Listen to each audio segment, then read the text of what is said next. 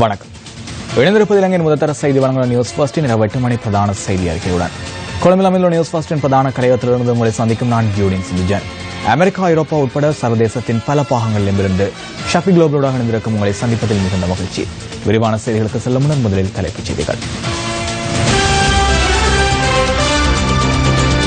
நாட்டின் அபிவிருத்திக்கு $8 பில்லியன் அமெரிக்க அவசியம் என பிரதமர் பாராளுமன்றத்தில் தெரிவிப்பு.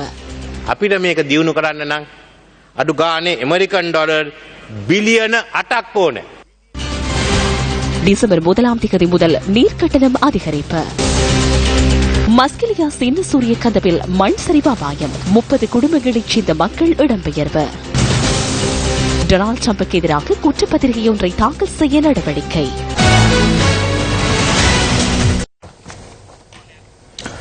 தொடர்வது விரிவான செய்திகள். முதலில் உள்நாட்டுச் செய்தி. எதிர்வரும் டிசம்பர் மாதம் 1ஆம் தேதியிலிருந்து நீர்க்கட்டணத்தை அதிகரிப்பதற்கு தேசிய நீர்வளங்கள் மற்றும் வடிகாலமைப்பு சபை தீர்மானம் மேற்கொண்டுள்ளது. தேசிய நீர்வழங்கல் மற்றும் வடிகாலமைப்பு சபையின் தலைவர் கே ஏ அன்சாரின் கையொப்பத்துடன் நவம்பர் 2ஆம் தேதி வெளியிடப்பட்டுள்ள வர்த்தமானி அறிவித்தலுக்கமைய நீர்க்கட்டணம் அதிகரிப்பு அமுல்படுத்தப்படுகின்றது.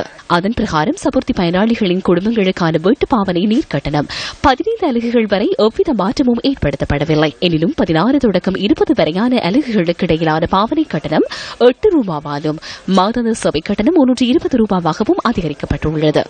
21 தொடக்கம் 25 வரையான அலகுகளுக்கு இடையிலான பாவனை கட்டணம் $14 மாதாந்த சேவை கட்டணம் $300 அதிகரிக்கப்பட்டுள்ளது.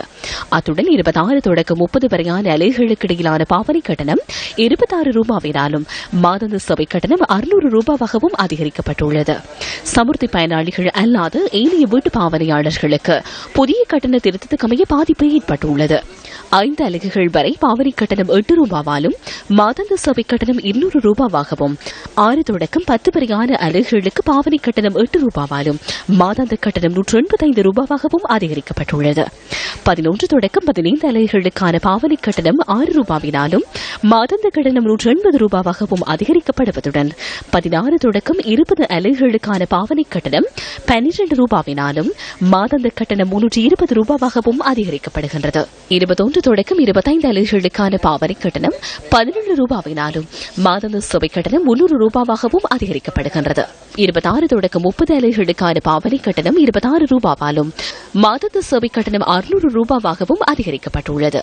இந்த கட்டண அதிகரிப்பு தொடர்பில் நீர்வழங்கல் மற்றும் வடிகாலமைப்பு சபையின் தலைவரிடம் நாம் வினவினோம். ஓரளவு நீரினை உற்பத்தி செய்வதற்கான செலவு சுமார் $46 அளவு எங்களுக்கு செலவாகின்றது ஓரளவை உற்பத்தி செய்வதற்கு. ஆயினும் நாம் ஓரளவுக்கு இதைவிட அதிக அளவு குறைவான அளவுக்கு நீரை வழங்கிக் கொண்டு வருகின்றோம். அத்துடன் ஒவ்வொரு 3 வருடங்களுக்கும் ஒரு முறையும் நீர் கட்டண திருத்தம் செய்யப்படுகின்றது. ஆயினும் 2012ஆம் ஆண்டுக்கு பிறகு நீர்க்கட்டத்தில் எந்தவித திருத்தமும் மேற்கொள்ளப்படவில்லை.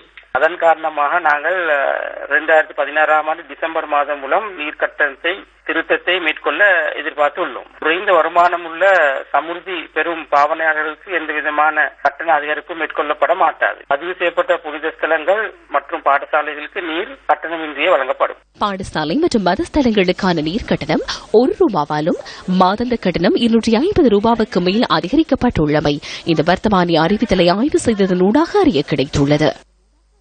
දැන් ඇමතිවරු මෙතන අයවැය ගැන මහා පුරාජේරු කතා කියනවා. வரவு செலவு திட்டம் தொடர்பில் அமைச்சர்கள் தற்போது பாரிய அளவில் பேசுகின்றனர்.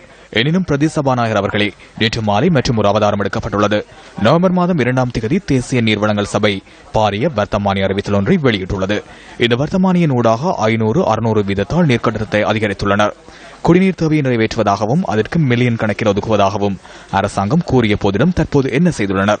சமுர்த்தி பயனாளிகள் மற்றும் வீடுகளின் நிலையில் கட்டணத்தை அதிகரித்துள்ளனர். பொது இடங்கள், மதஸ்தலங்கள், பாடசாலைகள் ஆகியவற்றின் நீர் கட்டணத்தையும் அதிகரித்துள்ளனர்.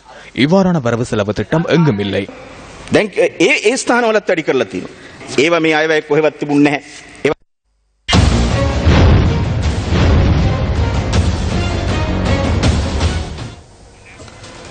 நாட்டின் அபிவிருத்திக்கு $8 பில்லியன் அமெரிக்க அவசியம் என பிரதமர் ரணில் விக்ரமசிங்க பாராளுமன்றத்தில் இன்றைய தினம் தெரிவித்தார்.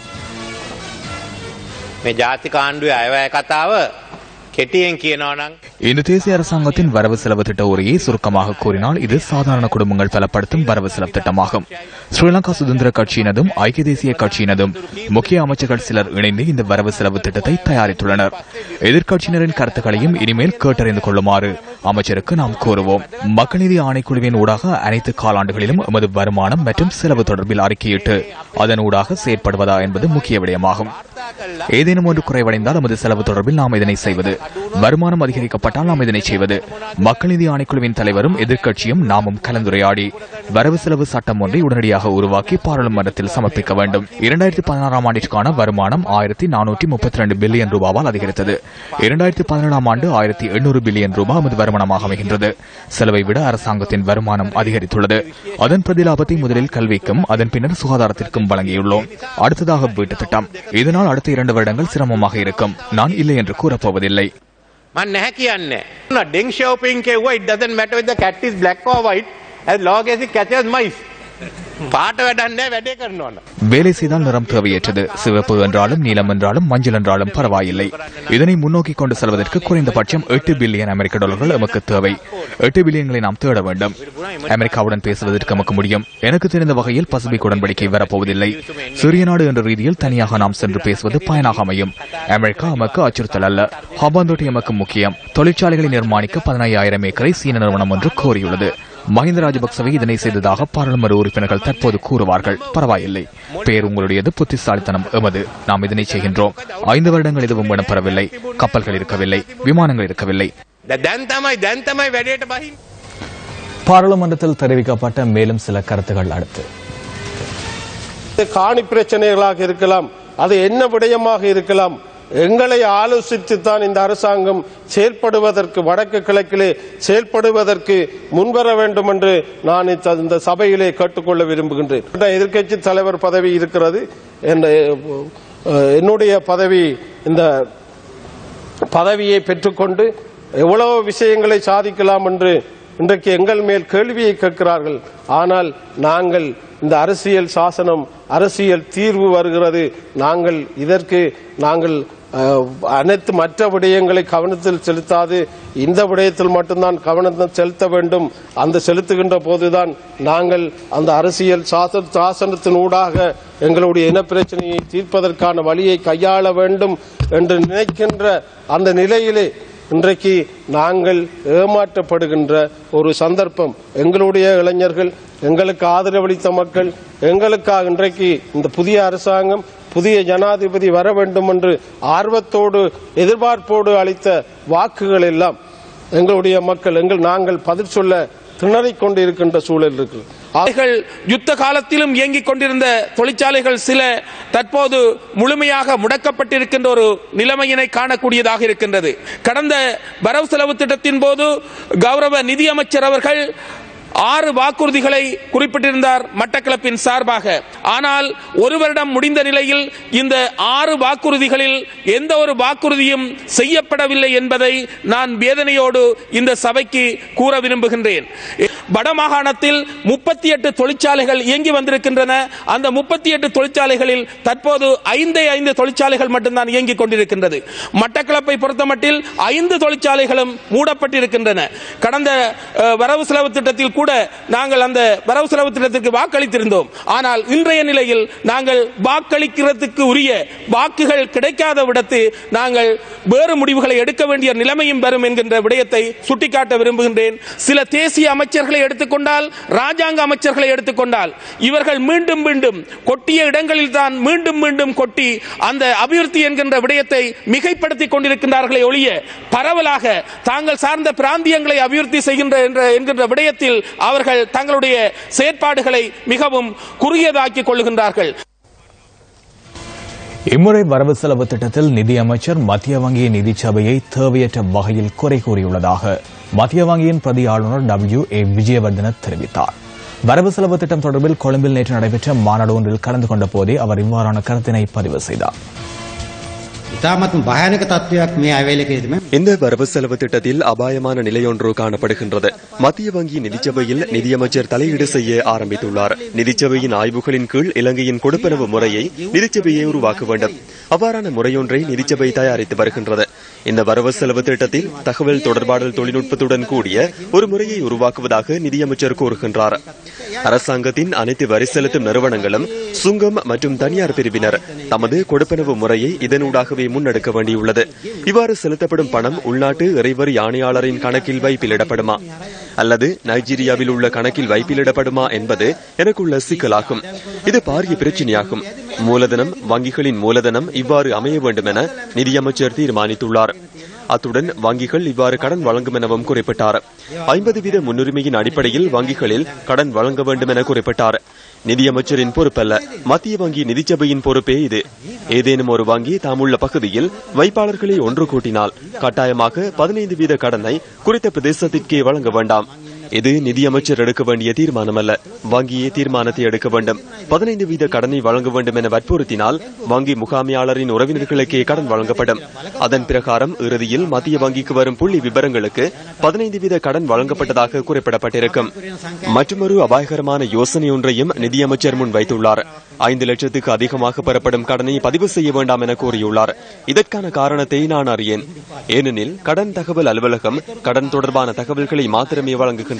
அந்த தகவல்களுக்கு அமையவே கடனை வழங்குவதா இல்லையா என தீர்மானிப்பது வங்கியின் கடமையாகும்.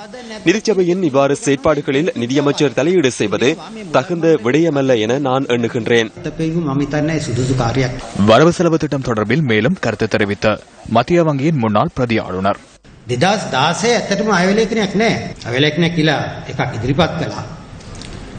ඒ ඉදිරිපත් කළාට ඒක අනුමත කරන්නත් කලින් අයවැය යෝජනා 100%ක්ම අයින් කරගත්තා.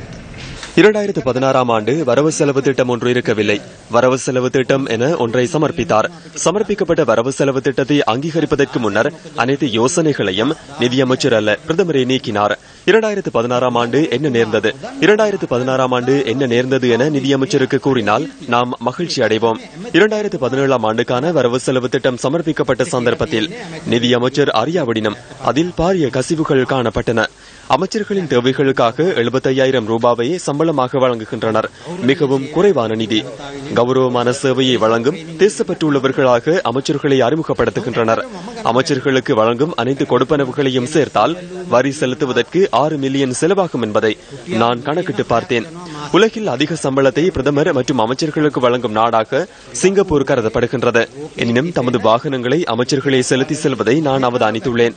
தமது சம்பளத்தில் இருந்து சம்பளம் வழங்கப்படும் எனின் 100 பாதுகாப்பு உத்தியோகத்தர்களை எவரும் நியமிக்க மாட்டார்கள். இதனையே நடைமுறைப்படுத்த வேண்டும். அமைச்சர்களுக்கு 2 மில்லியன் வழங்குங்கள், பரவாயில்லை. 2 மில்லியன் வழங்கினாலும் எமக்கு லாபமே. இது துவாரம் ஒன்றாகும். ஒரு தொகை பணம் வீண் விரயமாகின்றது. எவ்வளவு என நாம் அறியோம். உறுப்பினர்களும் அறியவில்லை, பாராளுமன்றமும் அறியவில்லை. මිලියන 2ක් දෙන්නේ ප්‍රශ්නයක් නෑ. මිලියන 2ක් දුන්නත් 6ට වඩා ලාභයි. ඉතින් මේ නාස්තිය මේක මේ හිලක් මේ හිලෙන් යනවා හොගාලා සල්ලි. අපි දන්නේ කොච්චර. මොකද මේක පේන්නේ නැහැ කාටවත්. മന്ത്രിවරුන්ට පේන්නේත් නැහැ.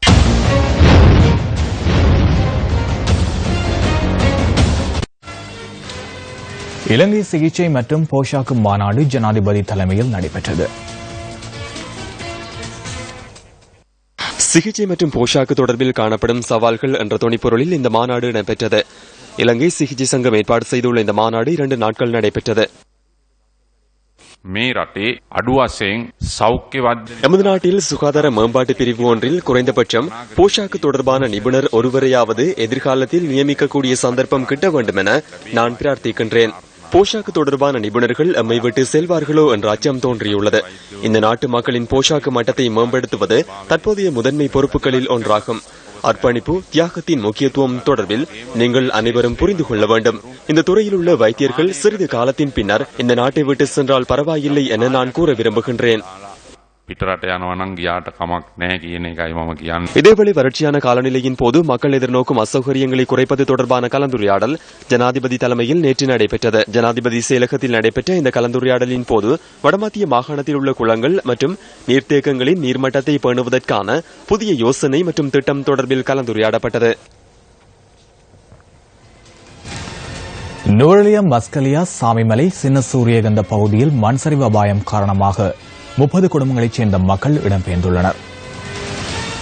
சாமிமலை ஃபியாலோன் தோட்டத்தின் சின்ன சூரியகந்த பகுதியில் நேற்று பெய்த மழை காரணமாக மண் சரிவு அபாயம் காணப்படுவதாக எமது பிராந்திய செய்தியாளர்கள் தெரிவித்தனர். மண் சரிவு அபாயம் ஏற்படும் பகுதியில் உள்ள 46 பேர் தமது இருப்பிடங்களை விட்டு வெளியேறி உறவினர் வீடுகளில் தங்கியுள்ளனர். நேற்று 4 மணி இருக்கும், கொஞ்சம் மழை பெஞ்சிச்சு. நேரம் நாங்க எல்லாம் வீட்டுல இருந்தோம். வங்கி இடிஞ்சு போயிடுச்சு. இந்த மாதிரி இப்ப கூட பயத்துல தான் நாங்க இருந்துகிட்டு இருக்கோம்.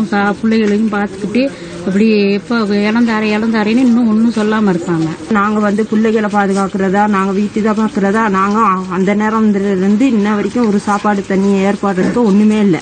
ரொம்ப அலட்டியில பெருக்கிறோம். ஏன்னு சொன்னா ஏற்கனவே எத்தனையோ ஜனங்கள் செத்துருக்கிறதுனால பயந்துகிட்டு காலையில இருந்து நாங்களும் அப்படி பார்த்துக்கிட்டு இருக்கிறோம். இதுல இருந்து நாங்க உயிரை கையில பிடிச்சிக்கிட்டு இருக்கோம். ஒருத்தர் இன்னும் ஒரு நடவடிக்கையும் எடுக்கல. நாங்க ஒரு நேரத்துல இருந்து ஒழுங்கான சாப்பாடுல பிள்ளைங்களையும் படிக்க வைக்கணும். நீங்க தான் அதுக்கு ஒரு நடவடிக்கை எடுக்கணும். நாங்க எங்களோட வீட்டுங்கள்ல சொந்தக்காரங்க வீட்டுங்கள்ல தான் நாங்க பொடிகள்லாம் தங்க வச்சிருக்கோம், பிள்ளைகளை தங்க வச்சிருக்கோம். நாங்க இதுலயே தான் இருந்துகிட்டு இருக்கோம். சாப்பாடு இன்னும் நேத்து பகல்ல இருந்து இன்னும் சாப்பாடு ஒன்றும் இல்லை. இவர்களில் 20 பெண்களும் 10 சிறுவர்களும் அடங்குவதாக போலீசார் குறிப்பிடுகின்றனர். ஸ்ரீலங்கா முஸ்லிம் காங்கிரசின் பொதுக்கூட்டம் புத்தளம் நகரில் நேற்று பிற்பகல் நடைபெற்றது. மஹிந்த ராஜபக்ஷ பசில் ராஜபக்ஷவுடைய ஆசை வார்த்தைகளுக்கு சோரம் போகாம இருந்ததே பெரிய விஷயம். பைசல் காசு அதுல இருந்து தப்பிக்கிறது லேசிப்பட்ட வேலை இல்லை. சோரம் போறோன்னு சொன்னா அந்த பசிலுக்கிட்ட படிச்சதுதான் இப்ப இந்த எங்கட வன்னி மகான் இப்ப அரங்கேற்றி கொண்டிருக்கிறார். அவரை பத்தி பேசுறேன்டா இப்ப இந்த நிறைய பேசலாம். வன்னிலிருந்து வம்புக்கு வரார்கள் பா சொல்லி மாலா. சில ரோட்டுகள் மாயமா போயிட்டு இப்ப கணக்காய்வாளர் தலைமை அதிபதி தேடிக்கிட்டு இருக்கார். என்ன வன்னியில சில ரோட்டை காணல, குளத்தை காணல,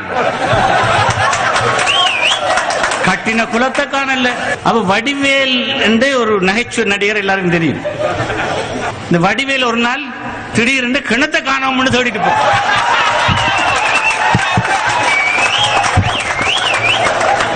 அடிச்சு விழுந்துட்டு போய் போலீஸ் ஸ்டேஷன்ல கிணத்தை காணும் தடுமாறான், பதறான்.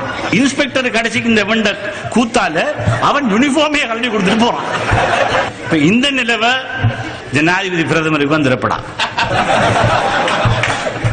பித்தல் என்ற காணாம போறதுல அது இந்தியாவுக்கு போகுது, கண்டெய்னர் வெளி இந்தியாவுக்கு போகுது, இங்க உள்நாட்டு உற்பத்தியாளருக்கு இல்ல என்றுதான் பிரச்சனை.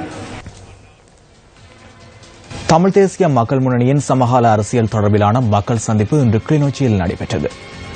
கூட்டமைப்புக்கு ஆதரிச்ச மக்கள் தான் மிகப்பெரிய அளவுல வந்து அந்த எழுகத்தமிழ் நிகழ்வுல வந்து அலையலையாக வந்து கலந்து கொண்டது. அவர்களுக்கு சொல்லப்பட்டது என்றால் 2016 தீர்வு தமிழ் மக்களுடைய அரசியல் அபிலாஷையை முழுமையாக தீர்க்கக்கூடிய வகையில ஒரு தீர்வு கிடைக்கும். அப்படிப்பட்ட பொய் வாக்குறுதிகள் கொடுத்து அவர்களை நம்ப வச்சு அந்த மக்களுடைய வாக்குகளை பெற்று தேர்தல் முடிஞ்ச கையோடு சர்வதேச விசாரணை எப்போ முடிஞ்சு இப்ப ஒரு உள்ளக விசாரணை தான் நடக்கிறதுக்கு இருக்கு. நடந்த அநியாயத்துக்காவது எங்களுக்கு ஒரு நீதி கிடைக்கும் என்ற நம்பிக்கையும் இழக்க பண்ற வகையில ஒரு உள்ளக விசாரணைக்கு தமிழ் தேசிய கூட்டமைப்பு சர்வதேச சமூகத்துக்கு வாக்குறுதியை கொடுத்து தான் கொண்டு வந்திருக்கிறார்கள். தமிழ் தேசிய மக்கள் முன்னணி இந்த மக்களுக்கு தலைமை வகிக்கும். 2016 செய்வோம். இந்த 2016 கழிஞ்ச உடனே 2017, 18 கழிக்க மாட்டோம். தீயலாமண்டா செய்வோம் என்று சொல்லுவோம், ஏலாட்டி ஏலாண்டு சொல்லுவோம். எழுகத்தமிழ் எத்தனையோ அச்சுறுத்தல் மட்டத்திலும் எத்தனையோ சவால்கள் மட்டத்திலும் மிகப்பெரிய அளவுல வந்து மக்கள் அணி திரண்டவை. அந்த எழுச்சி வந்ததுக்கு பிறகு இந்த பெரிய வெற்றி பெற்ற தரப்புகள் வந்து இன்றைக்கு பதட்டமடையின. தமிழர்களை முழுமையாக அடிமைப்படுத்தி வைத்திருக்கின்ற இந்த ஒரு இன்றைய காலகட்டத்திலே தாங்களாக விரும்பி வந்து எங்களுக்கான உதவிகளை செய்து மக்களுடைய பொருளாதாரத்தை ஒரு பொழுதும் மேம்படுத்தி விடப் போவதில்லை. நாங்கள் ஒரு பலம் மிக்க ஒரு அரசியல் குரலாக ஒருங்கிணைந்து செயல்பட முன்வருகின்ற பொழுதுதான் அந்த அழுத்தத்தின் ஊடாக நாங்கள் எங்களுக்குரிய தேவைகளை நிறைவேற்றிக் கொள்ளக்கூடிய ஒரு நிலைமையை உருவாக்கிக் கொள்ள முடியும். எங்களுடைய அரசியல் தீர்வு, எங்களுக்கு ஒரு சமஷ்டி தீர்வு எங்களுக்கு கிடைக்க வேண்டும். முள்ளந்தண்டு வடம் பாதிக்கப்பட்டவர்களுக்கான வீட்டு தரிசிப்பு முறையிலான நடமாடும் வைத்திய சேவை முல்லைத்தீவு மாவட்டத்தில் இன்று ஆரம்பித்து வைக்கப்பட்டது. வன்னியை பொறுத்தவரையில் இந்த மாற்று வலு உள்ளோர்களை மையமாக கொண்டு பல்வேறு அமைப்புகள் இயங்கி வருகின்றன. ஒவ்வொரு அமைப்புக்கும் அரச சார்பற்ற புலம்பெயர் உறவுகளது நிதிகள் வருகின்றது. இந்த நிதிகள் எவ்வளவு தூரம் அந்த மாற்று வலு உள்ளோரை சென்றடைகின்றது, இந்த நிதிகளுக்கு கணக்கு கூறுபவர்கள் யார், இது எவ்வாறு செலவழிக்கப்படுகின்றது போன்ற பல்வேறு விடயங்கள் இந்த 7 வருடங்கள் முடிந்த நிலையிலும் புரியாத புதிராக இருக்கின்றது. எம்மை பகடைக்காய்களாக வைத்து பலர் உழைத்துக் கொண்டிருக்கின்றார்கள். கையேந்துகின்ற நிலைமை மாற வேண்டும், தொழிற்பேட்டை அமைக்கப்பட வேண்டும், இவர்கள் சொந்தமாக வாழ்கின்ற ஒரு நிலையை நாம் உருவாக்கி கொடுக்க வேண்டும். மக்கள் முன்வைத்த பிரச்சினைகளுக்கு தீர்வு வழங்கும் நோக்கில் மக்கள் சக்தி 100 நாட்கள் திட்டம் நாடாளுமன்ற ரீதியில் நடைமுறைப்படுத்தப்பட்டு மக்களின் எதிர்பார்ப்புகளுக்கு தீர்வுகள் வழங்கப்பட்டன. மக்கள் எதிர்நோக்கும் பிரச்சினைகளுக்கு தீர்வு வழங்கும் வகையிலான மக்கள் சக்தி மக்கள் அணி திருகோணமலையில் இன்றைய தினம் ஆரம்பித்து வைக்கப்பட்டது. மக்கள் முன்வைத்த பிரச்சினைகளுக்கு தீர்வு வழங்கும் நோக்கில் மக்கள் சக்தி 100 நாட்கள் திட்டம் நாடளாவிய ரீதியில் நடைமுறைப்படுத்தப்பட்டு மக்களின் எதிர்பார்ப்புகளுக்கு தீர்வுகள் வழங்கப்பட்டன. நாடு முழுவதும் கிராம மக்கள் எதிர்கொள்ளும் பிரச்சினைகளை அடையாளம் கண்டு அவற்றிற்கு தீர்வு வழங்கும் வகையிலான மக்கள் சக்தி மக்கள் அணி தொடர்பில் தெளிவூட்டுவதற்காக நியூஸ் ஃபர்ஸ்ட் குழுவினர் நேற்றும் இன்றும் பல பகுதிகளுக்கும் விஜயம் செய்தனர்.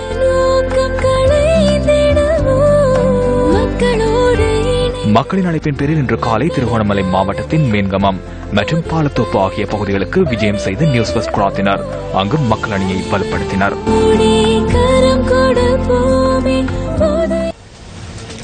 இதேவேளை மக்கள் சக்தி மக்களரங்கம் மூதூர் பாலத்தோப்பூர் ஜாகிரா வித்தியாலயத்தில் இன்று பிற்பகல் நடைபெற்றது.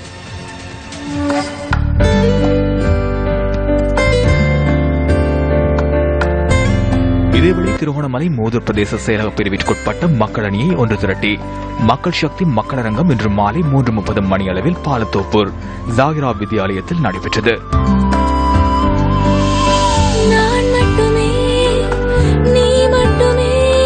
முழுமனதாக ஏற்று இன்று மழையையும் பாராது அங்கு வந்து எங்களுடைய மக்களுடைய பிரச்சனைகளை கேட்டறிந்த இந்த குழுவினருக்கு 7 கிராமங்களைச் சேர்ந்த மக்கள் அணியின் தலைவர்கள், செயலாளர்கள், பொருளாளர்கள் இந்த மக்கள் அணி மாநாட்டில் கலந்து கொண்டனர். ஒவ்வொரு மக்கள் அணியினருக்கும் இங்கு அவர்களின் கிராமம் தொடர்பில் அடையாளம் காணப்பட்ட பிரச்சினைகள் 3 முன்மொழியும் சந்தர்ப்பமும் வழங்கப்பட்டது.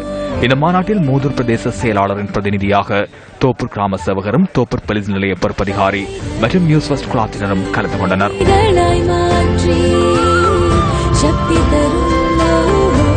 ஊர்ல நியூஸ் பஸ் நிறுவனக்காரர்கள் வந்து கணக்கு உதவிகளை காலகாலமாக செய்து முடிக்காத உதவிகளை முன்னெடுத்து வீடு வீடாக வந்து இதை பார்வையிட்டு எங்களுக்கு எந்த மலசலகூட வசதிகள் மற்றும் குடிநீர் பிரச்சனைகள் எல்லாத்தையும் தீர்த்து அவர்கள் உறுதியளித்திருக்கிறார்கள். இக்குறைகளை நிவர்த்தி செய்வதன் மூலமாக சக்தி டிவியை நாங்கள் அணுகியிருக்கிறோம். சக்தி டிவியானது பல கிராமங்களுக்கு பல சேவைகளை செய்து கொடுத்துகிறது. தடைகளை தாண்டி துணிவாய் வென்று அசகாயம் புரிந்த வீரர்கள் கட்டி எழுப்பிய உன்னத தேசத்தை. கிளிநொச்சி கரைச்சி பிரதேச செயலக பிரிவிற்குட்பட்ட மலையாளபுரம் பகுதியில் பொதுமக்களின் சுமார் 40 ஏக்கர் காணிகள் ராணுவத்தினர் வசம் உள்ளதாக பிரதேச மக்கள் தெரிவிக்கின்றனர். கிளிநொச்சி மலையாளபுரம் பகுதியில் சுமார் 25 குடும்பங்களுக்கு சொந்தமான காணி ராணுவத்திடமிருந்து விடுவிக்கப்படாதுள்ளதாக மக்கள் தெரிவிக்கின்றனர். நாட்டில் நிலவிய அசாதாரண சூழ்நிலை காரணமாக இந்தியாவிற்கு சென்று தற்போது நாடு திரும்பியுள்ள சில குடும்பத்தினருக்கு சொந்தமான காணிகளை இவ்வாறு விடுவிக்கப்படாதுள்ளதாக தெரிவிக்கப்படுகின்றது. நாங்கள் நடுத்தருவில் இருக்க இடம் இல்லாத அளவில் இருக்கிறோம். தற்காலிக வீடு கூட எங்களுக்கு வசதி இல்லாத அளவில் எந்த காணியில ராணுவம் இருக்கு. அதிகாரிகள்ட்ட எல்லாம் கேட்டா அவங்க ராணுவம் போய்க்க தான் தரலாம்ட்டா. பாதுகாப்பு அமைச்சு கடிதம் கொடுத்தனாங்க, மீள்கடி வீட்டு அமைச்சுக்கு கடிதம் கொடுத்தனாங்க, எல்லாம் ரணில் விக்ரமசிங்க பிரதம மந்திரி அவருக்கும் கொடுத்தனாங்க. ஆனா அவங்க யாருமே இதுவரைக்கும் எங்களுக்கு சரியான ஒரு பதில் எங்களுக்கு இன்னும் தரையில்லை. காணிகள் விடுவிக்கப்படாதுள்ளதால் தாம் நீண்ட காலமாக உறவினர் வீடுகளிலும் வாடகை வீடுகளிலும் தங்கியுள்ளதாக மக்கள் கவலை வெளியிடுகின்றனர். காணி தந்தா எங்கட பிள்ளையிலே நாங்க இங்க கூப்பிடலாம். வாடகைக்கு வீடு எடுத்துக்கொண்டு எங்களுக்கு இருக்க கட்டாது. அதனால அவையில் வராம அங்க இருக்கிறாங்க, நான் இங்க இருக்கிறேன். காணி எப்ப கிடைக்குமென்று கேட்டுக்கொண்டு இருக்கிறாங்க. அவையில் காடு வெட்டி அதான் அந்த காணியை எடுத்து மரங்களை வைத்து இன்றைக்கு நாங்கள் எங்க பிள்ளைகளை அனுபவிக்க இல்லாதபடி அவர் கிரவுண்டாக அதை விளையாடி கொண்டிருக்கும் போது எங்களுக்கு பெரிய வேதனையாக இருக்கு. இந்த விடயம் தொடர்பில் ராணுவ ஊடக பேச்சாளர் பிரிகேடியர் ரோஷான் செனவிரத்னவிடம் நாம் வினவினோம். இவ்வாறான பிரச்சினை தொடர்பில் இதுவரை தெரிய வரவில்லை எனவும் இந்த மக்களால் அனுப்பப்பட்டதாக கூறப்படும் கடிதங்கள் உரிய இடங்களை சென்றடைந்தனவா என்பதை ஆராய வேண்டும் எனவும் அவர் குறிப்பிட்டார். கிளிநொச்சி ராணுவ தலைமையகம் அல்லது பாதுகாப்பு அமைச்சுக்கு காணி தொடர்பான ஆவணங்கள் அனுப்பப்படும் பட்சத்தில் நடவடிக்கை எடுக்க முடியும் என ராணுவ ஊடக பேச்சாளர் குறிப்பிட்டுள்ளார். யாழ் சுன்னாகம் குடிநீர் பிரச்சினை நீண்ட காலமாக இழுபறி நிலையில் உள்ளதால் இந்த விடயம் தற்போது மறக்கப்பட்டுள்ளதாக பிரதேசவாசிகள் தெரிவிக்கின்றனர். யாழ் சுன்னாகம் பகுதியில் நிலத்தடி நீரில் கழிவு எண்ணெய் கலந்துள்ளதாக தெரிவிக்கப்பட்டதை அடுத்து அப்பிரதேச மக்கள் அந்த நீரை பயன்படுத்தவில்லை. பிரதேச சபையினால் பவுசர்கள் மூலம் விநியோகிக்கப்படும் குடிநீரையே இன்று வரை இந்த மக்கள் பயன்படுத்தி வருகின்றனர். டேங்கிலாம் நாங்கள் இப்போ தண்ணியில் எடுத்து பாவிக்கிறோம். நிறைய இது 2 வருஷ காலமாக இப்படியே தான் இருக்குது. இந்த ஓயில் பிரச்சனை என்னண்டே தெரியா இருக்கு எங்களுக்கு. எல்லாருமே இப்போ டேங்குகள் மூலம் தான் தண்ணி எடுத்து பாவிக்கிறோம். என்ன இந்த தண்ணியே கிணறுகளே ஒரு தரமே இப்போ பாவிக்கிறது கூட சரியான தண்ணி தாக்கமாக கிடக்கும். சுன்னாகம் மின்சார நிலையத்துக்கு எல்லையோட இருக்கிறபடியே எங்களுக்கு ஓயில் நிறைய கலந்து இருக்குது. நிறைய பேர் வந்து பார்த்துட்டு போயும் ஒரு பிரயோசனமும் இல்லை, ஒரு இதுவும் செய்ய இல்லை. அந்த தண்ணியை தான் நாங்கள் தொடர்ந்தும் பாவிச்சு கொண்டிருக்கிறோம். எங்களுக்கு இந்த கிணத்து தண்ணி பாவிச்சதாலே எனது கணவர் கிட்னி பாதிப்பால இறந்துட்டார். சுன்னாகம் பகுதியில் இன்று பதிவு செய்யப்பட்ட காட்சிகளே இவை. டெஸ்டினுடைய ரிசல்ட்டுகள் இன்னும் மாதிரியாக அமைந்தது என்று சரியான முடிவு சாதகமாக இல்லை. அவர்கள் ஓயிலை பற்றி கதை இல்லை, ஓயில் இருக்கா இல்லையான்றது அவருடைய பேக்கலாலேயே சொல்லவில்லை. எதுவும் எங்களுக்கு தேவை இவ்வளோ நாளும் கொடுத்த தண்ணி தரமாக இருந்தது, இப்போ ஓயில் இறந்திருக்கு. ஓயில் இருக்கா இல்லையான்னு சொல்லுங்க, நாங்கள் குடிக்கிறது என்று கேட்டால் அதுக்கு இன்று மட்டும் ஒரு தரம் மறுமொழி தருவார் இல்லை. அமெரிக்காவின் புதிய ஜனாதிபதியாக தேர்ந்தெடுக்கப்பட்டுள்ள டொனால்டு டிரம்ப் மீது சில வாரங்களுக்குள் குற்றப்பத்திரிகை ஒன்றை தாக்கல் செய்யப்படலாம் என அந்த நாட்டின் நீதித்துறை பேராசிரியர் ஒருவர் தெரிவித்துள்ளார். டிரம்பின் மீது சுமத்தப்பட்டுள்ள பாலியல் குற்றச்சாட்டுகளை அடிப்படையாக கொண்டே குற்றப்பத்திரிகை தாக்கல் செய்யப்பட உள்ளதாகவும் அவர் மேலும் தெரிவித்தார். இதேவேளை அமெரிக்க ஜனாதிபதி பராக் ஒபாமாவின் சுகாதார காப்பீட்டு செயற்திட்டங்களின் சில நிலைப்பாடுகளை தான் தொடரவுள்ளதாகவும் அமெரிக்காவின் தெரிவு செய்யப்பட்டுள்ள ஜனாதிபதி டொனால்டு டிரம்ப் தெரிவித்துள்ளார். அந்த சர்வதேச தகவலுடன் நியூஸ் ஃபர்ஸ்டின் இன்றைய தினத்திற்கான 8 மணி பிரதான செய்தி அறிக்கை நிறைவுக்கு வருகின்றது. நியூஸ் ஃபர்ஸ்டின் அடுத்த மணித்தியாளர் செய்தியை 10:45 எதிர்பாருங்கள். வணக்கம்.